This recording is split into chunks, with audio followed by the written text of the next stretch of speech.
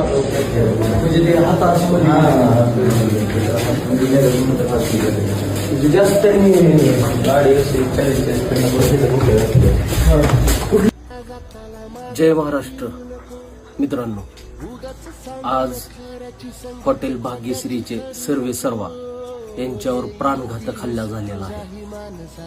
तर त्या प्राणघातक हल्ल्याचा मी जाहीर निषेध करतो आणि मराठी माणसावर, मराठी युवा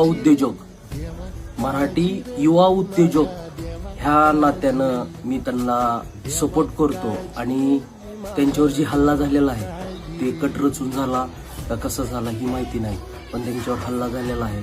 त्यांना मी बघायला गेलो होतो आणि महाराष्ट्रामधल्या युवा उद्योजकाला ह्या प्रकारे सामोरे जावं लागतं.